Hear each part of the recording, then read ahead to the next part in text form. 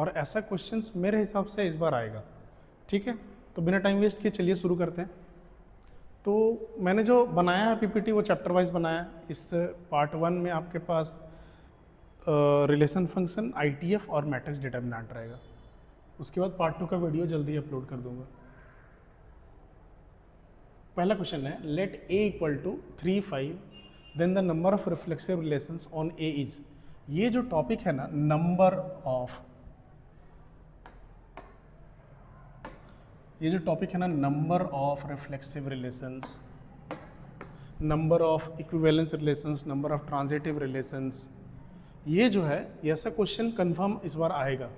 ठीक है, तो नंबर ऑफ रिफ्लेक्सिव रिलेशंस का एक फॉर्मूला है, डायरेक्ट याद कर लेंगे।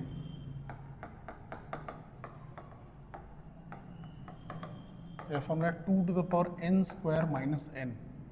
n जो है वो नंबर ऑफ एलिमेंट्स है। कितना है नंबर ऑफ एलिमेंट्स? 2 है, तो n की जगह बस 2 पुट कर देंगे, आ जाएगा आंसर 2 स्क्वायर माइनस 2, 2 का पावर 4 माइनस 2 2 विच इज़ 4। तो नंबर ऑफ रिफ्लेक्सिव रिलेशंस 4 हो जाएगा। ठीक है, नेक्स्ट क्वेश्चन देखिए, फिर से वही क्वेश्चन है, the maximum number of equivalence relation on the set where we have 3 elements are. तो पहला तरीका है कि इसको हिट एंड ट्रायल से बना लेंगे, जैसे R1 लिख लेंगे 1 1 2 2 3 3, ऐसे ही करके सारा लिख लेंगे। या फिर एक और तरीका है जो बहुत इंटरेस्टिंग है, जिसका नाम है बेल्स ट्री। क्या है बेल्स ट्री, आइए समझते हैं। तो इसको सबसे पहले यहाँ पे लिख लेंगे 1, फिर लिख लेंगे 1 और 2, बस यहाँ तक आपको याद कर लेना है। उसके बाद तरीका क्या लिखने का, ये जो 2 है वो यहाँ आ जाएगा, 2 + 1 3, 3 + 2 5, ये 5 यहाँ आ जाएगा, 5 + 2 7, 7 + 3 10, 10 + 5 15, 15 यहाँ आ जाएगा, 15 + 5 20, 20 + 7 27, 27 + 10 37, 37 + 15 52 एंड सो ऑन।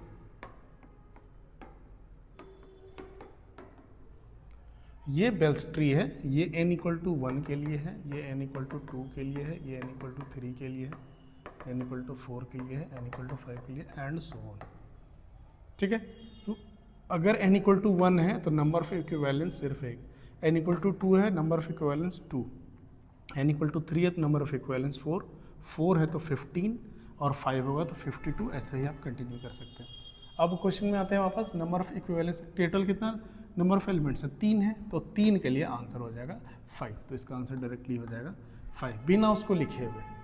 ठीक है, next question, the domain of, हाँ ये जो क्वेश्चन है, हालांकि मैंने एमसीक्यू में दिया है इस क्वेश्चन को, मगर ये जो है ना वो 2 मार्क्स में आपको हमेशा क्वेश्चन नंबर 21 या क्वेश्चन नंबर 22 में दिख जाएगा डोमेन निकालने के लिए।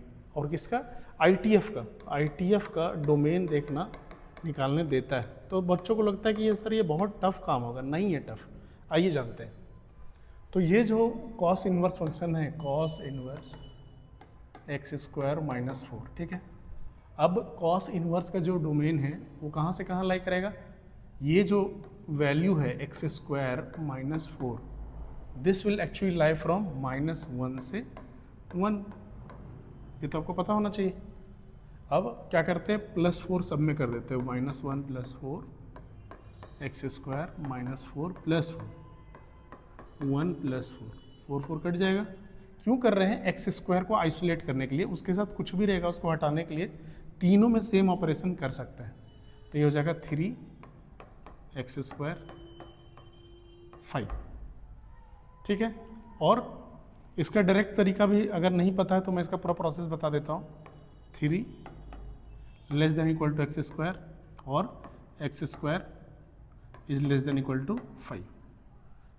इसको कैसे सॉल्व करेंगे, 3x² 3 ग्रेटर देन, तो ये हो जाएगा x बिलोंग्स टू, x² जो है वो 3 से बड़ा है, मतलब कि -∞ से √3 यूनियन -√3 से इन्फिनिटी।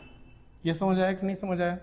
इसका एक प्रोसेस है ना क्लास 11 में, याद अगर आपको नहीं होगा तो मैं फिर से दिला देता हूँ। a² से बड़ा है अगर x², तो x will lie, x basically will lie from minus infinity to bracket close, infinity पे ओपन रहेगा, माइनस इन्फिनिटी से minus root A close bracket again sorry root A से इन्फिनिटी।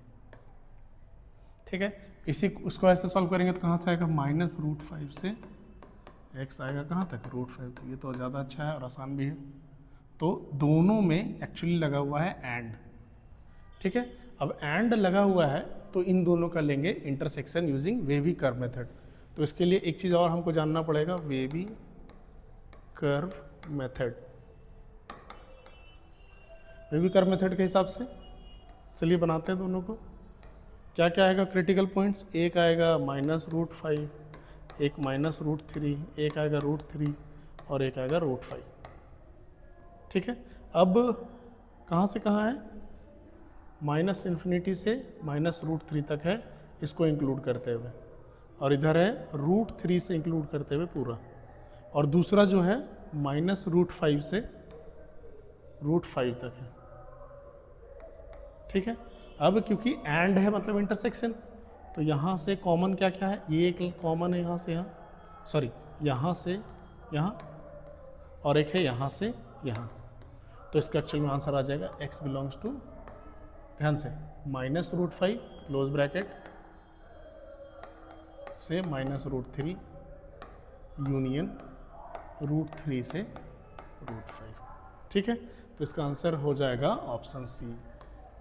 थोड़ा कॉम्प्लिकेटेड है बट और में इसके क्या मैंने कहा है कि ITF का एक और क्वेश्चन रहता है, तो अगर ये नहीं बनता है, ये हमेशा और में आता है, तो अगर ये नहीं बनता है तो और में उसका प्रिंसिपल वैल्यू ब्रांच से रिलेटेड एक क्वेश्चन रहता है जिसको बना लेंगे। पर अगर इसको आप बनाते हो तो ज़्यादा अच्छा है।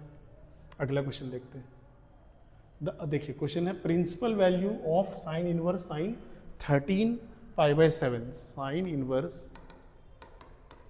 साइन 13 π/7। तो मैंने बहुत बच्चों को ये करते हुए देखा है कि सर साइन इनवर्स और साइन तो कट जाएगा ना, तो इसका आंसर आ जाना चाहिए 13 π/7, जबकि ऐसा नहीं होता है। क्योंकि 13 π/7 डज नॉट बिलोंग टू, कहाँ से कहाँ होता है साइन इनवर्स का, माइनस π/2 से π/2। तो क्या इसके बीच में ये आ रहा है, नहीं आ रहा ना, इसीलिए इसका आंसर 13 π/7 नहीं होगा। तो उसको सॉल्व करने के लिए क्या तरीका है, आइए देखते हैं। साइन इनवर्स साइन 13 पाई है ना, तो 2 पाई का यूज़ कर सकते हैं, 2 पाई प्लस यहाँ पे तो π/7 आएगा। अब 7 2 × 14 माइनस आएगा। ठीक है, अब ये जो अगर ऐसा आता है तो क्या होता है, साइन 360 माइनस थीटा, कौन सा क्वाड्रेंट हो गया, समवेयर हेयर, ये मतलब फोर्थ क्वाड्रेंट हो गया, और सॉरी उल्टा हो गया ना, सॉरी 360 माइनस थीटा, हाँ ये तो सही है। इसका एक्चुअल फिगर ऐसा होना चाहिए था, यहाँ से 360 गए फिर नीचे थोड़ा सा आ गए, ये है सही फिगर। ये कौन सा क्वाड्रेंट हो गया, फोर्थ क्वाड्रेंट। फोर्थ क्वाड्रेंट में साइन नेगेटिव होता है, तो क्या है, इसको ऐसे लिख सकते हैं, sine inverse sine minus π/7, yes और नो, 7 है ये 7। ठीक है, अब साइन इनवर्स और साइन गया, क्योंकि because now minus π/7 lies between minus π/2 से π/2, इसके लिए इसका आंसर हो जाएगा माइनस π/7। तो minus π/7 B is correct. Okay, और फिर से ये प्रिंसिपल वैल्यू ब्रांच से क्वेश्चन आना ही आना है ATF से, या तो 1 मार्क्स में आएगा या फिर क्वेश्चन नंबर 21 या 22 2 मार्क्स में आएगा, पर यही प्रिंसिपल वैल्यू ब्रांच सबका आपको याद होना चाहिए। Okay, next, if X Y and X Y are matrices of order, लिख लेते हैं। एक्स का ऑर्डर क्या दिया हुआ है, 2 × 3, वाई का ऑर्डर क्या दिया हुआ है, m × n, और एक्स वाई साथ में अगर मल्टीप्लाई करते हैं तो इसका ऑर्डर दिया हुआ है 2 × 5 respectively. Then the number of elements in matrix y, इसमें कितना एलिमेंट्स होगा, सो बेसिकली m × n करना है, मतलब m और n का वैल्यू निकालना है। अच्छा एक चीज़, अगर x और y मल्टीप्लाई कर रहे हैं, और मल्टीप्लिकेशन रूल आपको पता होना चाहिए कि अगर a और b मल्टीप्लाई कर रहे हैं तो जो इसका कॉलम है और जो इसका रो है वो इक्वल होना चाहिए। So right C1 and R2 I am writing, okay. और इसका जो रो है और इसका जो कॉलम 2 है ये न्यू ऑर्डर आ जाएगा किसका, ए बी का, ठीक है। ये तो आपको याद होगा। तो उसके हिसाब से सर 3 और m को इक्वल होना होगा तभी मल्टीप्लिकेशन हो पाएगा। तो m का वैल्यू मिल गया 3। और जो xy का ऑर्डर जो असल में बनेगा वो क्या होगा, 2 और n, 2 क्रॉस n। लेकिन xy का ऑर्डर दिया हुआ है 2 क्रॉस 5, मतलब इसको और इसको कंपेयर करेंगे तो n का वैल्यू कितना आ जाएगा, 5। हो गया काम। सो 5 into 3 m cross n, total number of elements कैसे निकलता है, रोज इंटू कॉलम। तो m हो गया 3 और y इक्वल टू 5, तो it becomes 5 into, so it is 3 into 5, 3 into 5 which is 15। तो इसका आंसर कितना आ जाएगा, 15। Okay, next. If A and B are symmetric matrices, then A B multiplication transpose is। Symmetric matrix का आपको rule पता है। सिमेट्रिक तब होता है जब A ट्रांसपोज A के बराबर होता है, A और B ट्रांसपोज भी B के बराबर होगा। स्क्यू सिमेट्रिक होता तो माइनस लग जाता आगे में। अब यूज करते हैं प्रॉपर्टी, A B का जो ट्रांसपोज है वो क्या होता है, A ट्रांसपोज B ट्रांसपोज, नहीं, उल्टा हो जाता है, B ट्रांसपोज A ट्रांसपोज, ठीक है। तो B ट्रांसपोज कितना हो जाएगा, क्योंकि वो B है तो B हो जाएगा, और A ट्रांसपोज हो जाएगा A, तो इसका आंसर हो जाएगा बी ए। कौन सा option, B option. Okay, next question. If A is a skew symmetric matrix, then the value of x plus y square plus z is। तो ये जो मैट्रिक्स है वो स्क्यू सिमेट्रिक है। तो स्क्यू सिमेट्रिक का प्रॉपर्टीज आपको पता होना चाहिए कि A का transpose will be equal to minus A, ठीक है। तो इसका पहले ट्रांसपोज निकाल लेते हैं। ट्रांसपोज मतलब row will become column and columns will become rows. तो ये हो जाएगा 0xy, फिर 2 0 5 6 माइनस 5 और z, और माइनस ए भी निकाल लेते हैं। माइनस ए क्या होगा, 0 पे तो कोई फर्क नहीं पड़ेगा, -x -y -2 0 -5 -6 5 -z। तो अब ये दोनों इक्वल है तो इक्वेट कर सकते हैं ना। x किधर है, -x equal to 2, -x equal to 2, तो x आ गया -2, ठीक है। आगे -y equal to 6, -y equal to 6, तो y कितना आ जाएगा, -6, ये y का value. z equal to, z is equal to -z, so z is equal to -z, मतलब 2z equal to 0, z is equal to 0। आगे x y z का value, question में पूछा है x plus Y square plus Z, right. तो ये x कितना है, -2 प्लस -6 का whole square plus 0, so -2 plus 36 which is 34। कौन सा ऑप्शन सही होगा, सी सही होगा, ठीक है। Next, if A and B are 2 square matrices of order, फिर से क्वेश्चन मिसिंग है, ऑफ ऑर्डर 2, ठीक है, ऑर्डर 2 दिया हुआ है, and determinant of A is, determinant कितना दिया हुआ है, 2, और डिटर्मिनेंट ऑफ B भी दिया हुआ है 5, then you have to calculate -3AB। Okay, इसको जानने से पहले कुछ चीज़ों का जानना जरूरी है। पहला, अगर दो मैट्रिक्स को मल्टीप्लाई करके उसका निकालेंगे डिटर्मिनेंट, या फिर दोनों का अलग अलग निकालेंगे तो भी वैल्यू सेम आएगा, याद रहेगा। और दूसरा, अगर k है, कोई मैट्रिक्स A है और इसका डिटर्मिनेंट निकालेंगे तो k का पावर n बाहर हो जाएगा और A अंदर उसका डिटर्मिनेंट हो जाएगा, और n क्या हो जाएगा वहाँ पे, उसका ऑर्डर हो जाएगा।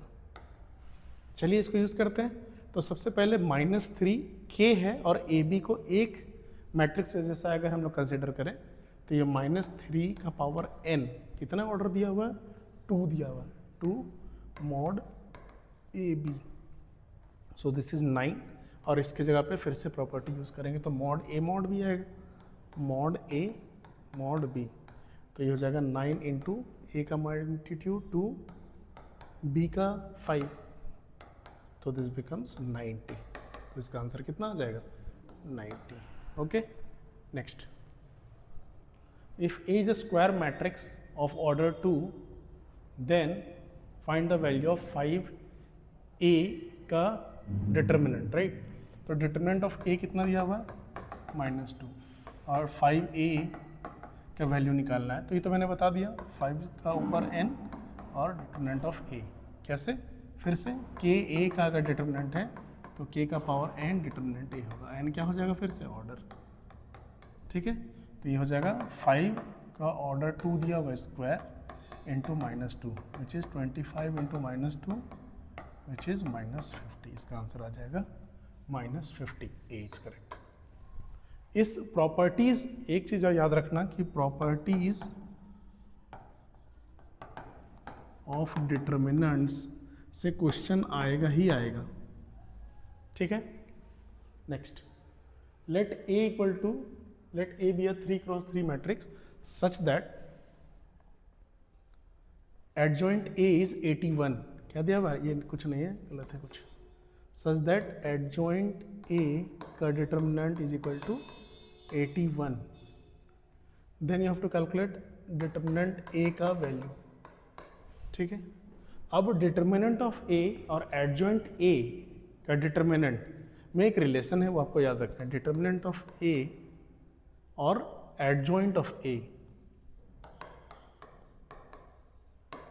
adjoint of A, so adjoint of A is the determinant of A to the power n-1। Please इसको याद कर लेंगे। adjoint A का determinant is equal to determinant A to the power n-1, और फिर से n यहाँ पे हो जाएगा आपका ऑर्डर, ठीक है। तो ये adjoint A is basically determinant A to the power n-1 equal to 81। What is determinant of A given, adjoint of A दिया हुआ है ना, तो एडजॉइंट ऑफ A 81 है, तो डिटर्मिनेंट ऑफ A का पावर n कितना दिया हुआ है, n कितना दिया हुआ है, 3 दिया हुआ है। तो राइट 3 - 1 इक्वल टू 81। तो डिटर्मिनेंट ऑफ A का square equal to 81। Now determinant of A will be +-9। कैसे, एक्स स्क्वायर अगर मान लीजिए 9 होता है तो x हो जाता है +-3, ये दोनों केस आएगा। तो इसका हो जाएगा 9 और -9। D is correct. Okay, next.